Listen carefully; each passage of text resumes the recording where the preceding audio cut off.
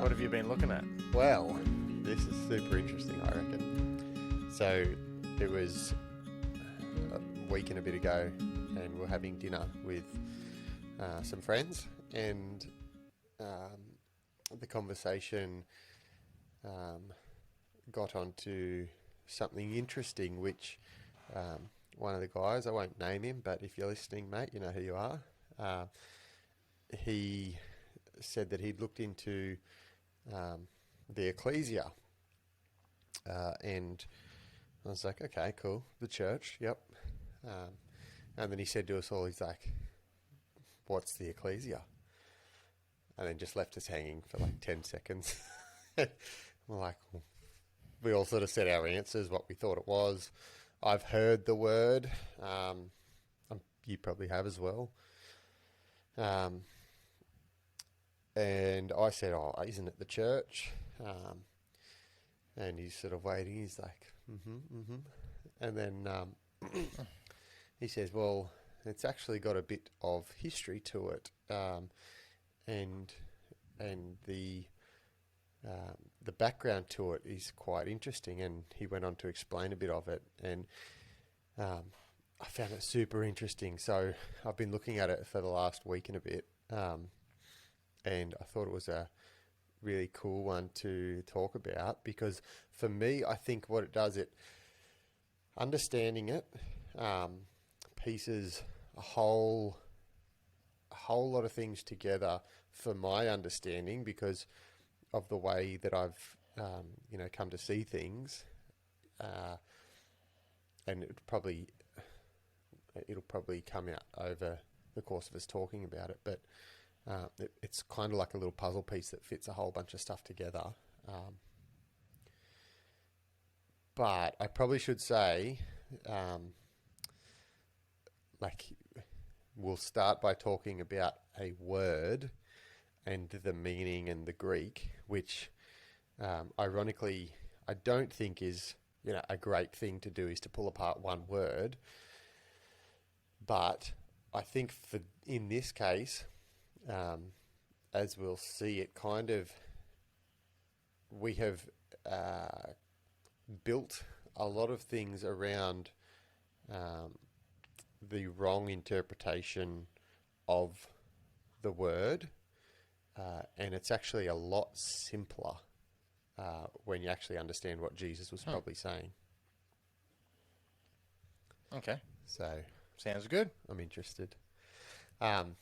So what would you say the Ekklesia is? Educate me.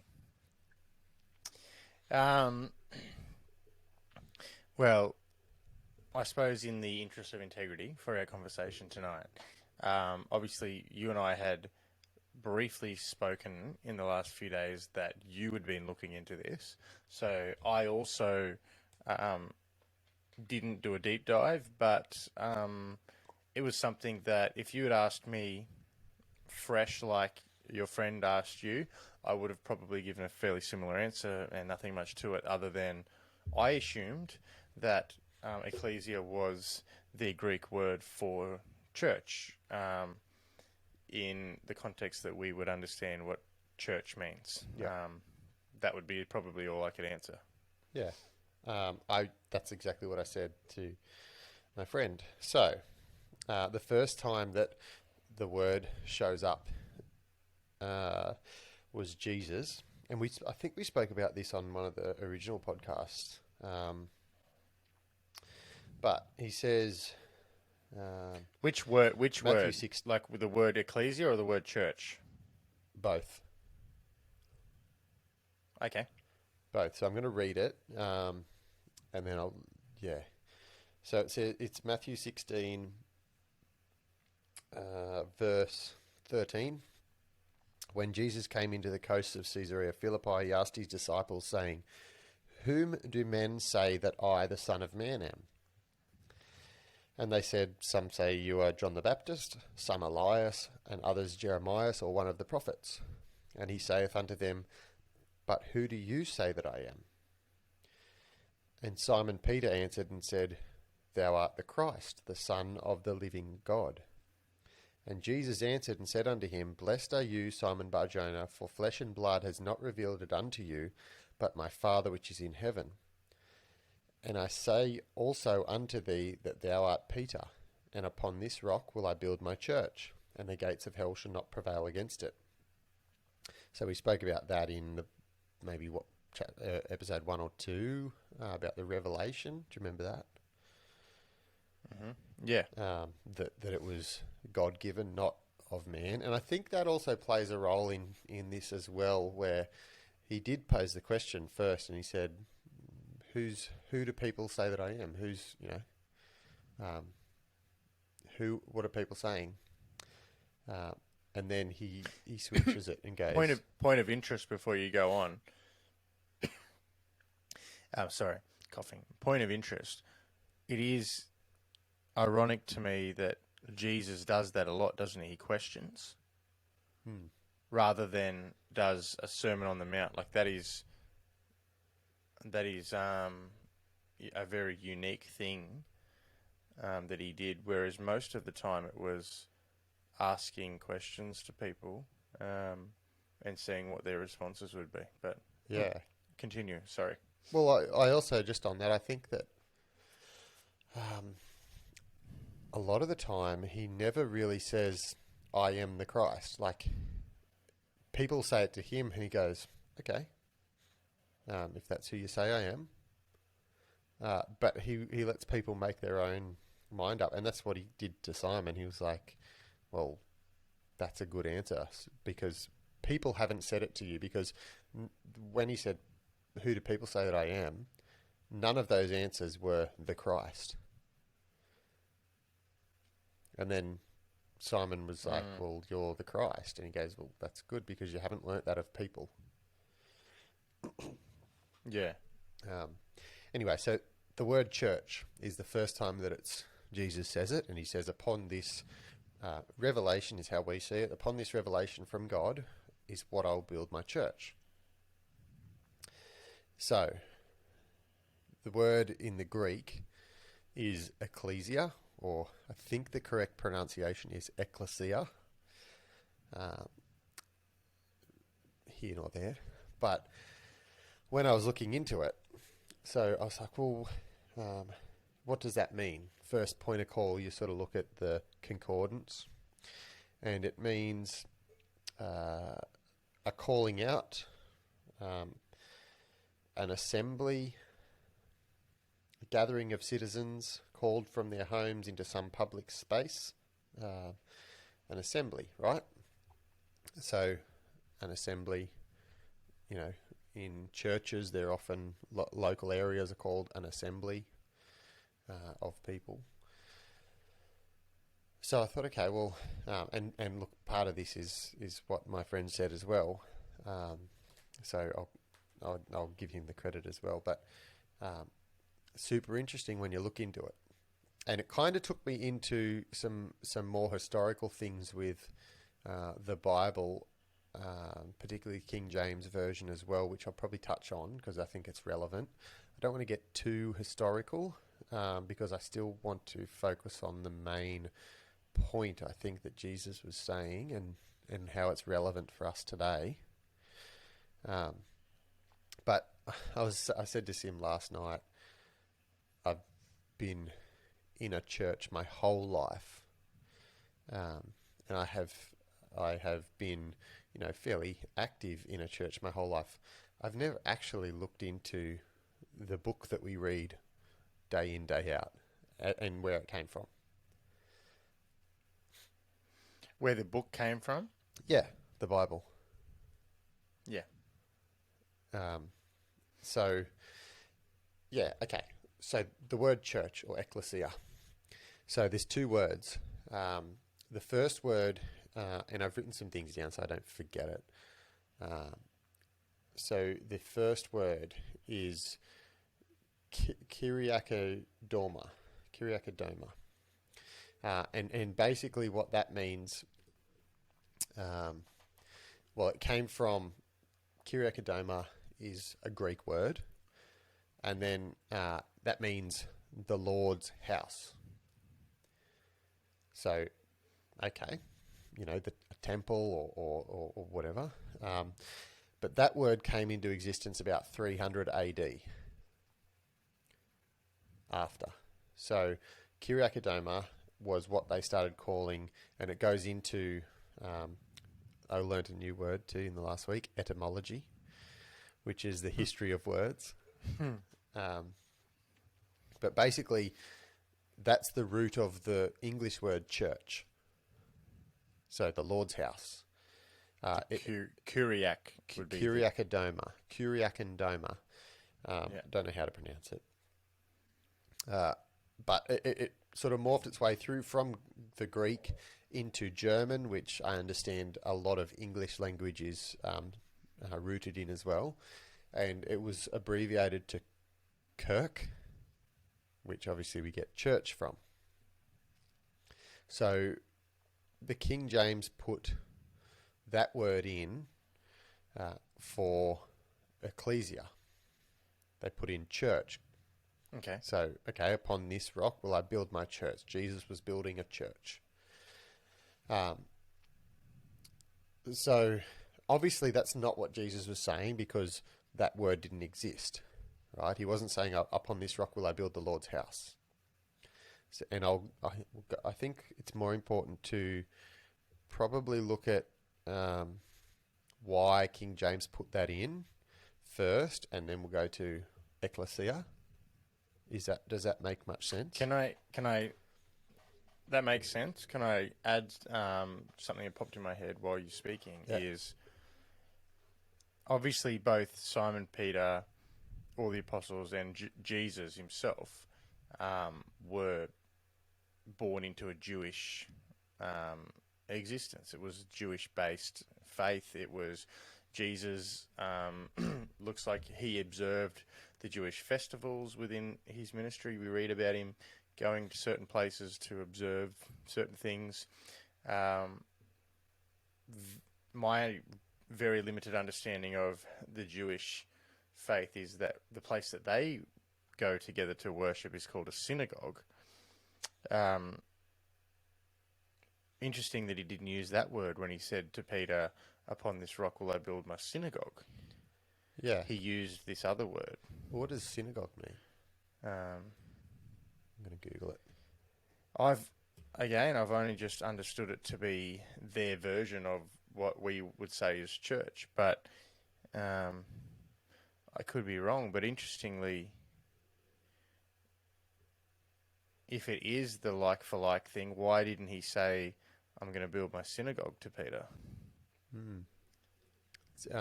Google's telling me the term synagogue is of Greek origin, a word that I can't pronounce, means to bring together. But he didn't use that. No, he didn't. And I think it's to me, it's pretty exciting why. And so back to King James. So again, I'm not a historical scholar, so don't take my word for all of this. Just my brief research in the last week and a bit. But generally, there was a Reformation from the Catholic Church, where the Church of England was branched off to. And it was to kind of get away from the power that Rome had. And so it was brought into England as the Church of England, and the monarch was the head of the church. There was Queen Elizabeth. She died, and then James was from Scotland, so he comes down. He was the cousin of Elizabeth. He comes down to take the throne. Now, at the time, there was these guys called the Puritans, or the Purists, and they wanted to go further away from the Catholic Church. So the Church of England still had a fairly hierarchical structure in bishops that had heaps of power, and they could influence the king, and because the king was the head of the church. So the Puritans saw that as a problem where there was this, it was too hierarchical in the church, and therefore influenced policy and all that sort of stuff. And they wanted to split the church away from the throne, so just have the church separate and have more power, a bit more even between the bishops, the pastors, and whoever else, which was interesting. So these guys catch up with James early on, and they're like, tell him what they want. And then the bishops also were like, no, this is what we need to keep in order. And so James realizes, okay, there's obviously people, with differing opinions here, and I don't want to dismiss the Puritans, even though they're a minority. I don't want to dismiss them because they'll cause problems for my rule. So he has this thing called the Hampton Court Conference in 1604, where he brings together the bishops, or a few bishops, and a few of the Puritans. And he sits them down and basically says, what do you want? What do you think, we need to do? And kind of dismisses them in a way. But one of the main outcomes of the conference was that the Puritans argued, well, we need a new translation of the Bible because the ones that there wasn't really a national one. They had a bunch of different Bibles that were translated by different people over history, and they were saying we need a new one that gets back as close to possible as we can to the original Greek and Hebrew, because the one that they're predominantly using was created under Queen Elizabeth, and that was called the Bishop's Bible, or it's referred to as the Bishop's Bible, and it sort of emphasized a lot of power to the structure of the church, and the power of the bishops, like as much as it can. So all of the translation of it was underlined with that motive. Was it in English or Latin, or? It was in English, so you can read it, and it's sort of in 400-year-old English. You can understand it. Did it have all of the same books? Was there extras? Was there ones that weren't there? I haven't looked into it that far. As far as I can see, it was pretty much the same. Okay. And that was one of the things that James said is he got 50 scholars together, and he said, okay, you're going to create the King James Bible, and I want you to. He gave them a list of rules, and you can find these rules because they were written. The conference was like minuted, and what was interesting, he said, you need to use the Bishop's Bible as your sort of thing to stay as close to as possible, as long as the Greek and the Hebrew allow it. So we want to not really change it too much, because he's quoted a few times as saying, no bishop, no king. So he wanted to keep the hierarchy of the church intact, and he wanted to make sure that the power was still there, because the Puritans were saying we don't want bishops, and he's saying, well, no bishop, no king. Like it's not up for debate. So right. in his instructions, it wasn't just go away and write the Bible as close as you can to the original. It was do that, but make sure you're doing this. One of the rules, really interestingly, was that the Bishop's Bible in Matthew 16, the verses that we just read, uses the word congregation instead of church. So upon this rock will I build my congregation. one of his instructions was you're not to use the word congregation, you're to use the word church. That was King James's instruction. Yes. Why was that? Well, it seems to be that it solidified the power to the church and not the people. So it was more leaning to the bishop structure than the Puritans. Yeah, super interesting. And other places in some of Paul's letters where the word bishops is literally there, it's also the translation of the Greek is overseer, but he wanted to keep the bishop in there because it reinforced the hierarchy that was there. Hang on. So, right. So the word bishop that we see in the King James was kept there because possibly they were trying to follow the bishop's Bible. So why would they remove that word? Yeah. But the Greek word meant overseer. Yeah, superintendent, overseer. Yeah. Yeah, interesting. Yeah. So, I thought it was interesting that he was specific in that he wanted to change the word congregation to church. Okay, and we know the root of that word isn't what Jesus was meaning, but nevertheless it helped support the Church of England. Right. So now, the word, And essentially, Mark, he was the Pope of the Church by doing that, right? of the Church of England, In some absolutely, sense, in yeah. the Church of England, yeah. So he was the. So why would he undermine a structure that ultimately fed into him? Yeah, because you had the monarchy, which he was king of, but also, and perhaps stronger, was people's belief, and he was the head of that. Yeah, cool. Through the church.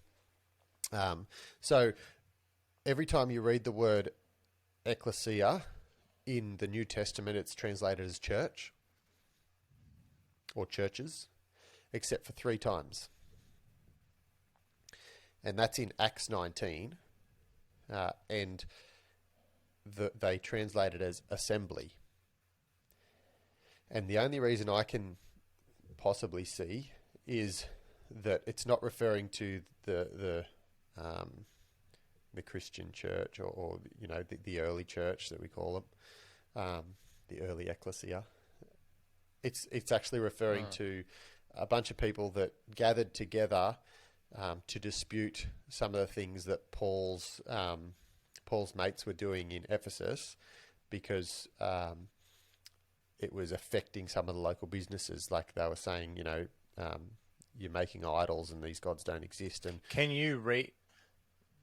Are you able to read that verse? yeah. Is that all right? Yeah. Because I don't have my phone in front of me to. Yeah, so I was reading Acts today.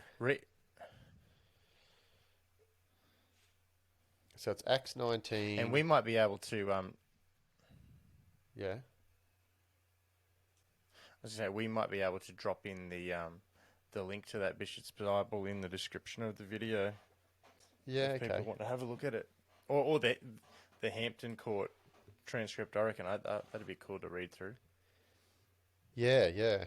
Well, I watched a interesting doco on YouTube the other night from the BBC, and that was about the King James Bible, or the making of, and it was a historian that did it. But I mean, obviously, when you're looking up stuff, you don't just take one video, you look at a few sources. So Acts 19, verse 29, and the whole city was filled with confusion, having caught Gaius and Aristarchus, men of Macedonia, Paul's companions in travel. They rushed with one accord into the theatre. And Paul would have entered in unto the people. The disciples suffered him not to. So they're like, not a good idea, mate. And the chief, certain of the chief of Asia, which were his friends, sent unto him, desiring that he would not adventure himself into the theatre.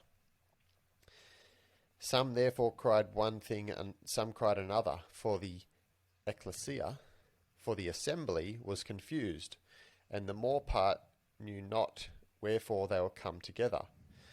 And they drew Alexander out of the multitude. We read about Alexander the coppersmith, in later. Paul reflects on him. The Jews putting him forward, and Alexander beckoned with the hand and would have made his defence unto the people. Oh, hang on, that might be a different Alexander. Hang on. So basically there, if they had used the word church instead of assembly, it would have been really bizarre, because the group that was gathering weren't even of a common religious belief. No. They were just the community, the society. Yeah, and it was also a negative aspect to them. They were against the Christians. Right. So it mentions Did not call them the church then. Yeah, it mentions it again. But if you inquire anything concerning other matters, it shall be determined, this is verse 39, in a lawful assembly, Ekklesia, for we are in danger to be called into question for today's uproar. So there was a bit of a riot.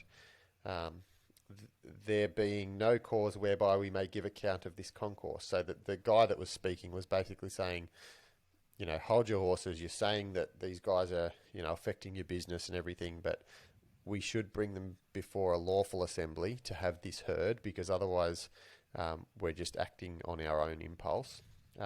And when he had thus spoken, he dismissed the assembly. So that's the only 3 times that it wasn't translated as church or churches. And for me, it's the only times that Ekklesia was used in the New Testament that wasn't in reference to the Christians gathering. Right. So again, it kind of plays Makes into King James's reasoning to use the church was to promote the Church of England, but then in other cases they went back to more of a Greek translation.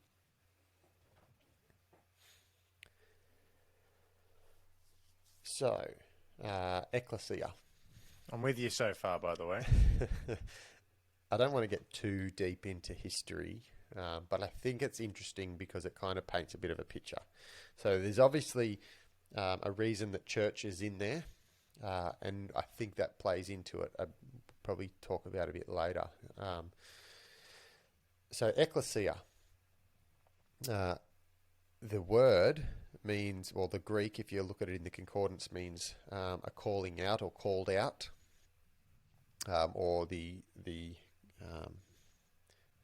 assembly.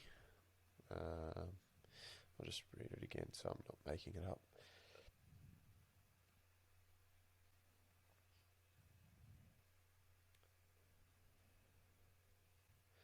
A gathering of citizens called out from their homes into some public place.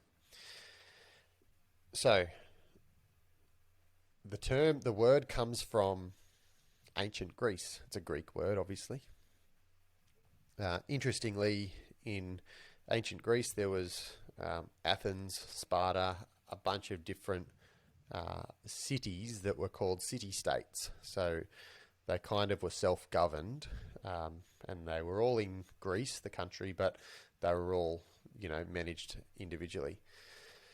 They had the aristocracy, which were the ruling class, the wealthy families and things, and they would get together and figure out, what's right for the city and how to progress the city, and what is good for the citizens, and they would make rules according to that, taxes and whatever.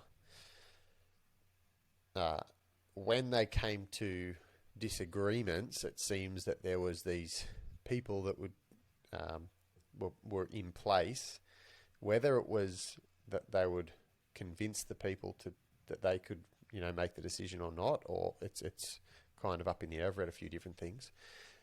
Anyway, they were called the tyrants, and it's not seeming to be a negative term for them. They were good tyrants? Well, this is where we get the word from, or the meaning that we know.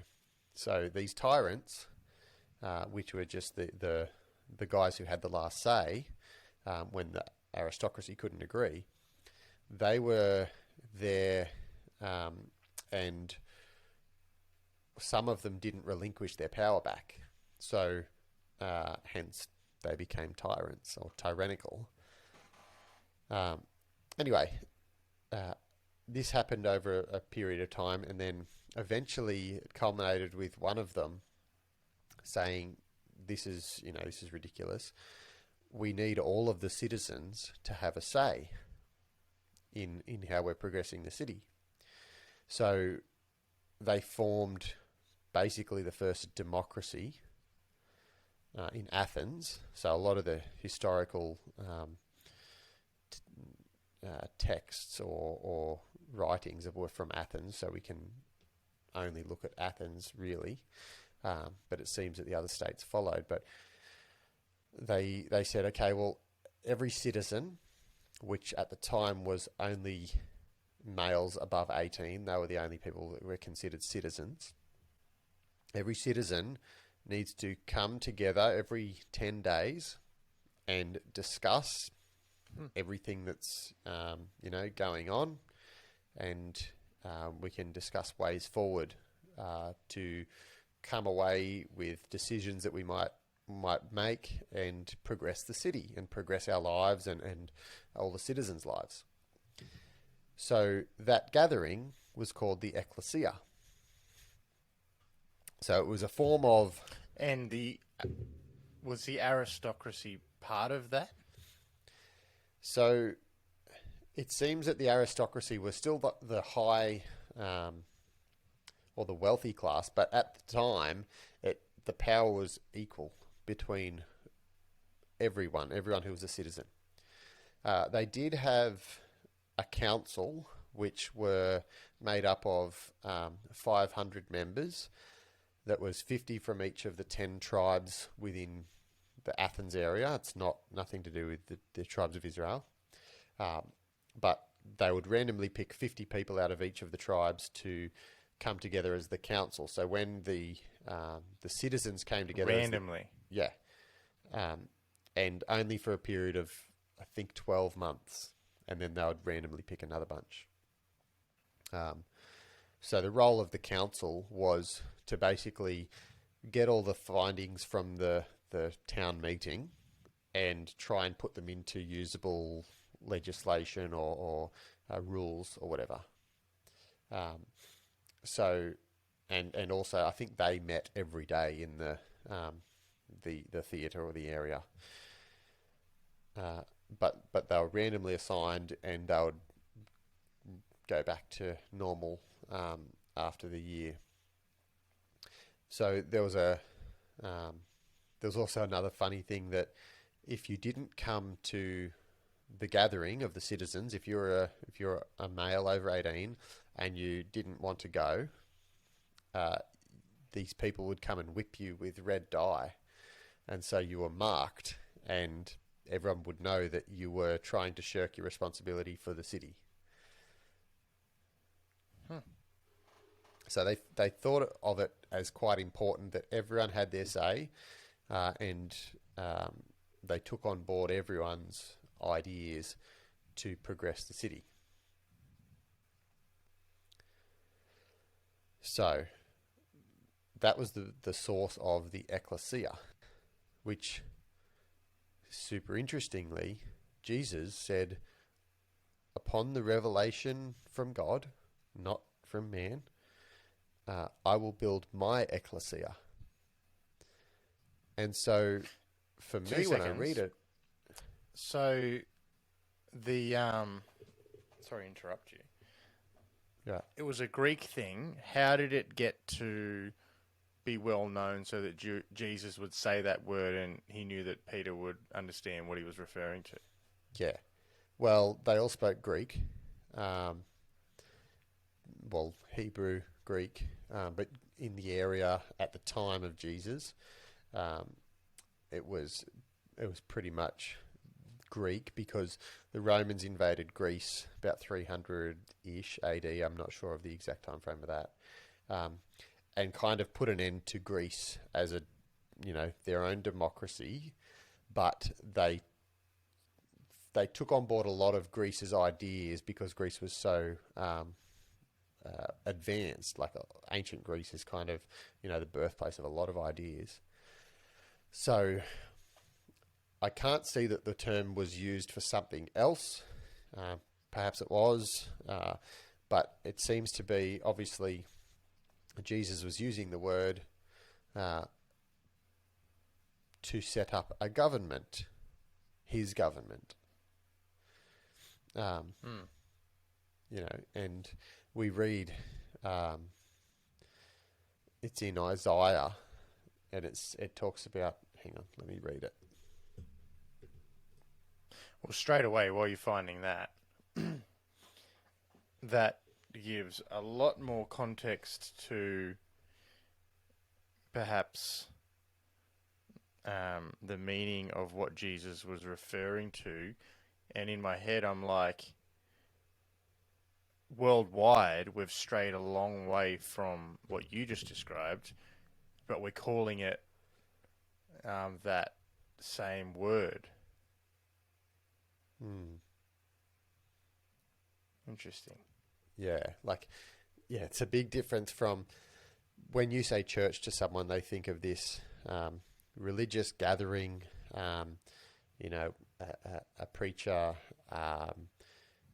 people, some sort of ceremony perhaps. But what Jesus was saying was a bit different. It was, I'm going to set up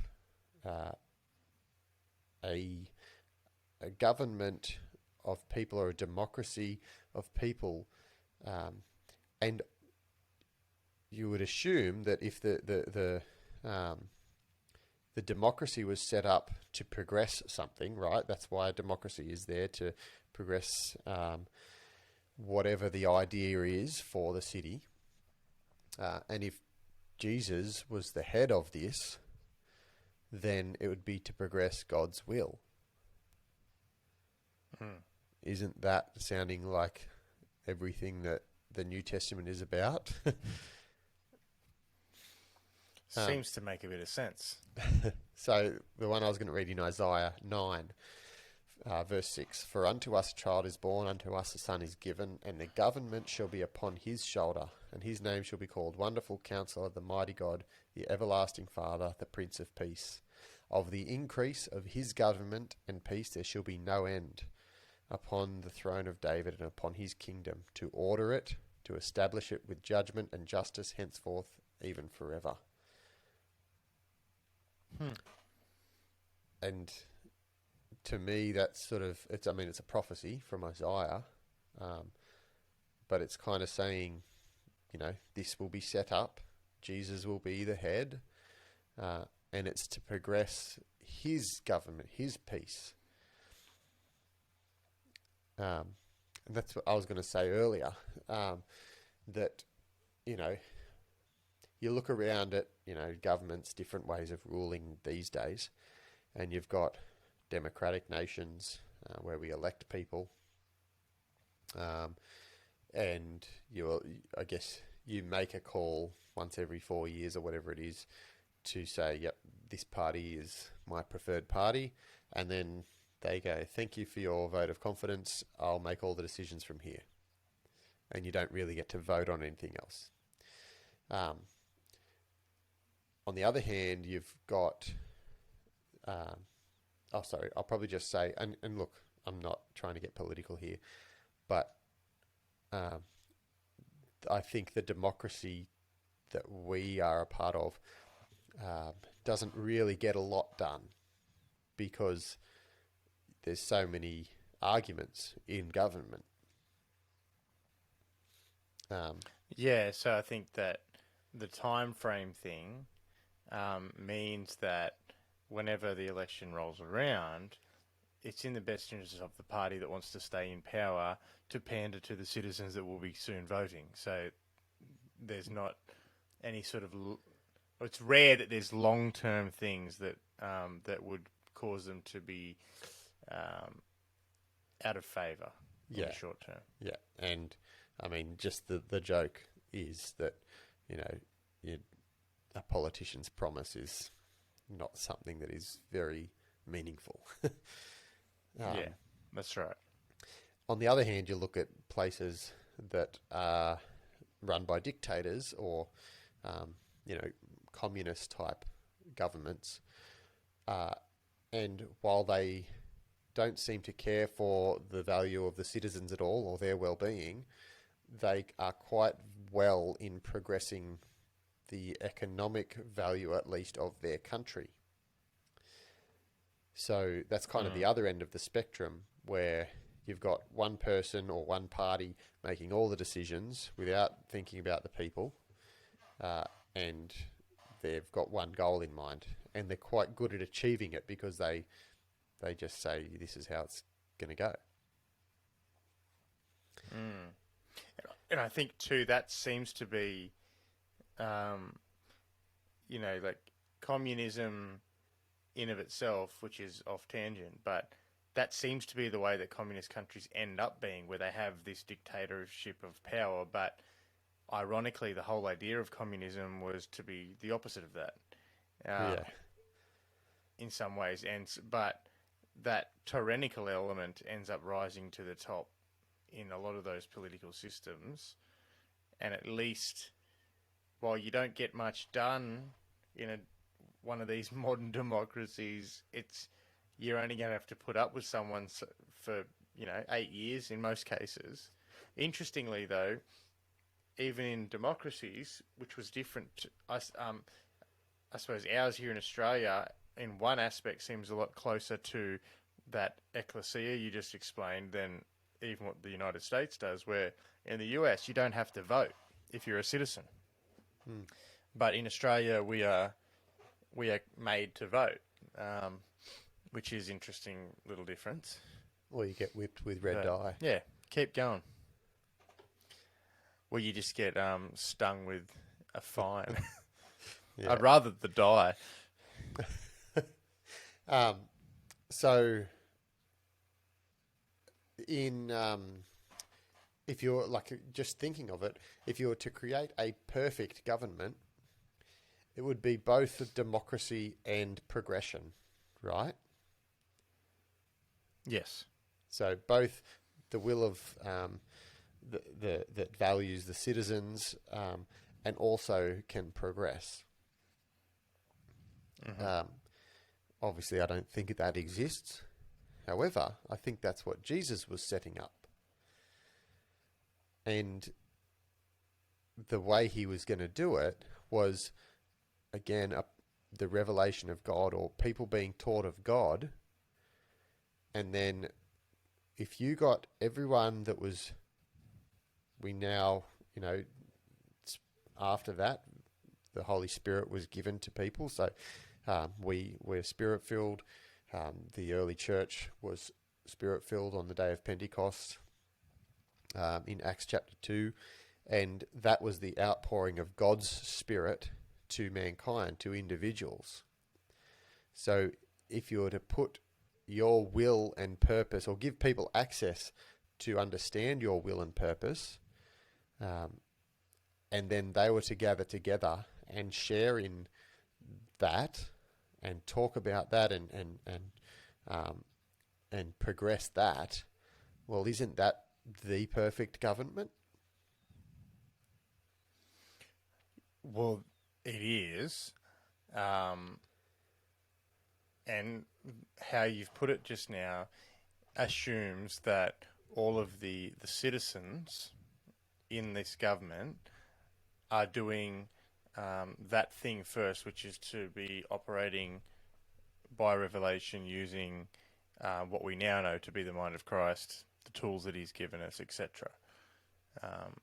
And in that, even though the citizens might see things differently, there's that common unity that Jesus is at the head of it, and ultimately that revelation, we know that there's a lot about the fruits of the Spirit that are accessible to people that Jesus calls his own.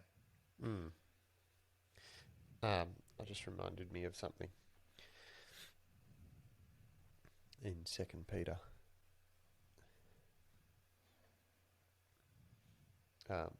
Funny thing, Which, actually. ironically, too, is probably why, I'll just say this before I forget, is that remember how the Romans were quite fearful of Jesus, that he was literally going to try and overthrow them? Like, they were Yeah, calling him the King of the Jews, and they thought he was quite literally going to raise up some sort of a rebellion and overthrow government. their thing. So yeah, it's possibly because he's using words that they only know to mean one thing. Yeah, true.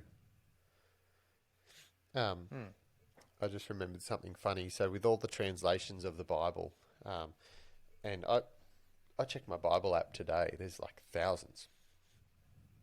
Um, so there was one just after the King James, which is obviously the most famous and the most widely used. Uh, there was some people who like branched off from that as well. There was one funny one that this guy mentioned in the doco, and it's often referred to as the Wicked Bible, or the Sinner's Bible, because it was an edition that was published in 1631, so 20 years after King James Bible. Um, and the way they used to do it was they'd translate it all, and then they'd get their printing press, and they'd get all the little words, and they'd make the words in with the things. They'd press it all out. So this one got all done, dished out, and then they found an error in the seventh commandment. They'd left out one word, so it read, "Thou shalt commit adultery." And it's called the Sinner's Bible. Yes, but it was There'll be funny a to few me. people that want to go to that edition. Yeah, Oh, that is hilarious. it was funny to But me that it was ironically, just the too, translation. well, that people could literally go to war over a translation error. Do you know what I mean? Or And a people printing do. They error. they get so hung up on a printing error, literally missing one word. But when you were saying how the King James version is the most widely used, I'm thinking in my head, maybe that's purely because the rise of the British Empire and the naval, I suppose, conquest of the world, which happened in the 1600s onwards, they're going to take their own Bible with them, which was King James's version. Yeah. Um, Also, So, one of the aspects of it was so that not just the translation needed to be the way it was, but part of it too was that it needed to sound nice when it was read. So they would rearrange the words in a way that made it sound nice, because at the time that was basically what they were using it for, was to preach from to people. So it needed to sound nice in its wording. and am I correct in saying that there was more than double the amount of English words at the time than Greek words? I think they still had to come up with new words to explain some of the old Greek or Hebrew terms. Like Right. sanctification was one that wasn't in the English language. Okay. Um, Hmm.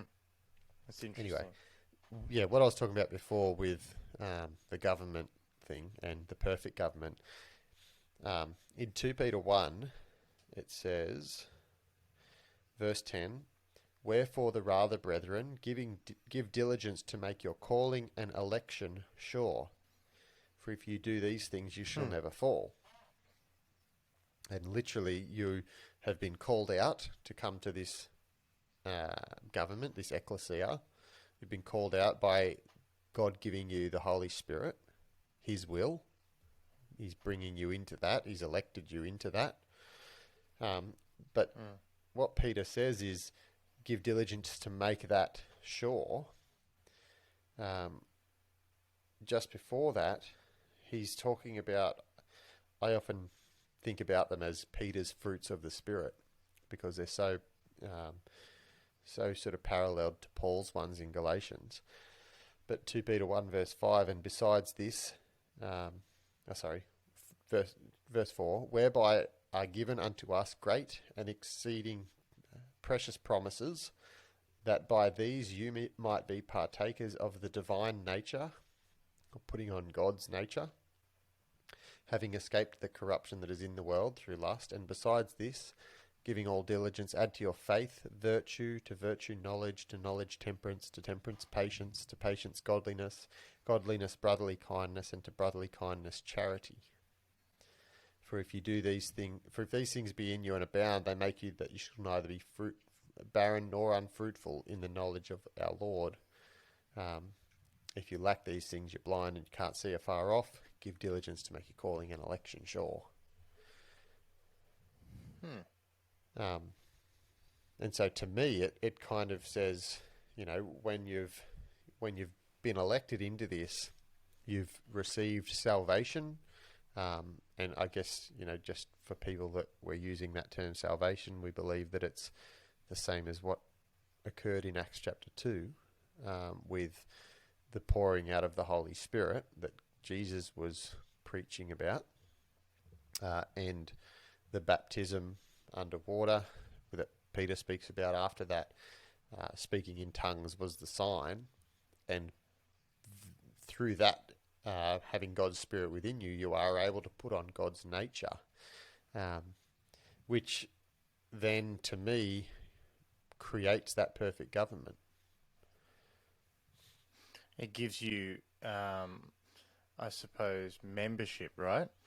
And the funny thing, when you're talking earlier about the Greek part of it with the city-states, what's that verse that talks about, for you have no continuing city? Yeah. Do you know what? What's that one? Yeah, that's right. Because while you're looking that up, it's funny. Like, I remember in primary school, we would get your enrollment papers and things like that, and it would literally have back then, and which is not so much the case now, I don't think, but it would say, what denomination are you from?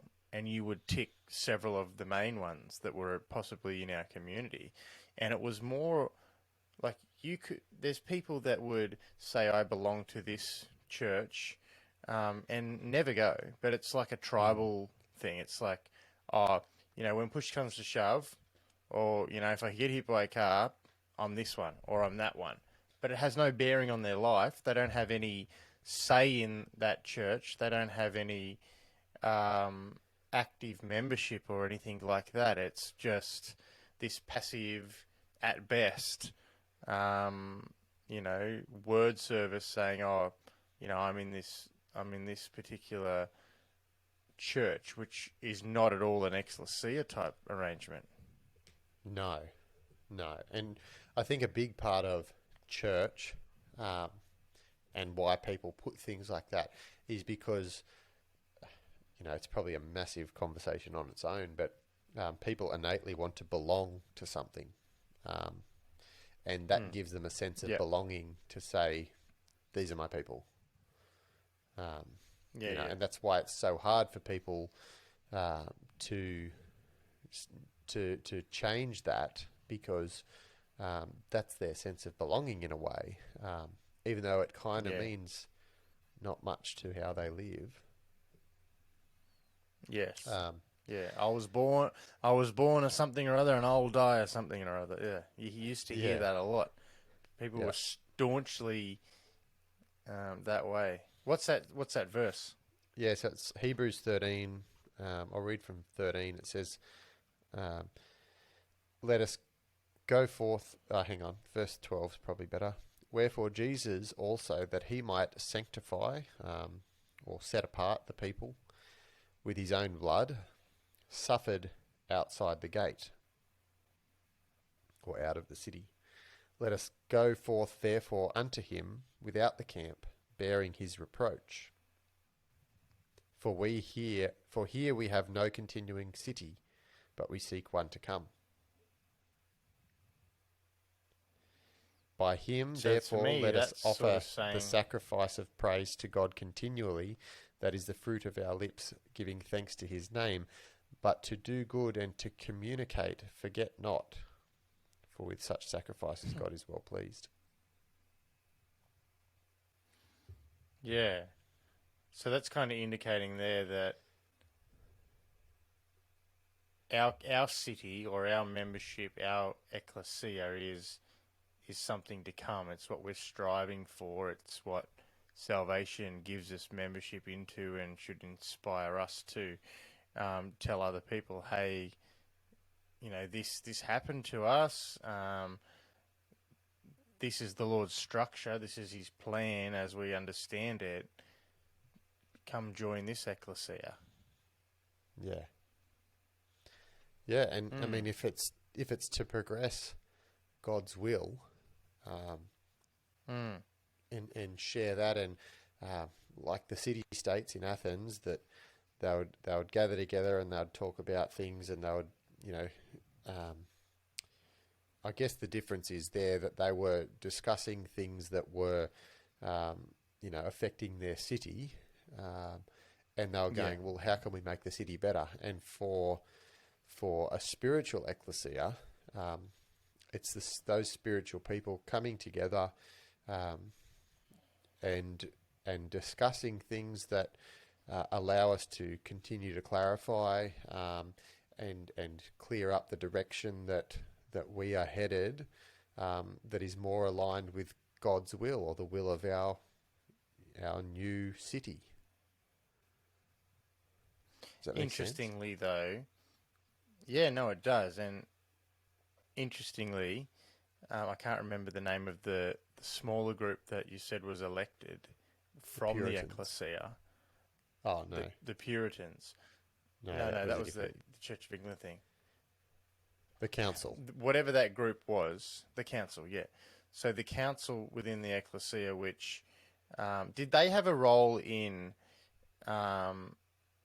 like, sort of managing the conversation of the ecclesia, or was it more they would take all the points and then the council would deliberate and turn that into policy to progress the city? Yeah, so not 100% sure, but it seems that when they would come together to the thing, that they would all just chat, and then someone would call the meeting together, and yeah, I guess they would make sure that it wasn't, because they needed a quorum of 6,000 people to have a meeting. So there would need to be some moderating. You need a few breakout rooms. Yes. So they needed moderation of that somehow. So the council were probably there to do that. But interestingly, though, if I'm imagining that scene in my head, the moderation would be more around making sure that everyone had a voice, as opposed to stopping them having a voice, right? Yeah. So the ecclesia of a group of 6,000, if you want it to function where there wasn't just this aristocracy that ended up, taking over and saying, oh yeah, well this 1,000 they agree with me, so just listen to me type of thing. It would be more of an administration type thing, wouldn't it? Yeah, and that's why it was made up of people, the same amount of people from every section of the community, every tribe. Yeah, cool. Reminded me though, so and they were only that for 12 months. Yeah. So obviously Jesus, he said, "Yep, we're going to set up my ecclesia," and then, ironically, we call them the early church, but it was the early ecclesia that started on the day of Pentecost, and it got me interested into seeing, okay, well, how did they run? Did they run like what we call a church now, or did they did they take on more of that model that Jesus seemed to be referring to? So I've got a couple of examples that I found in the book of Acts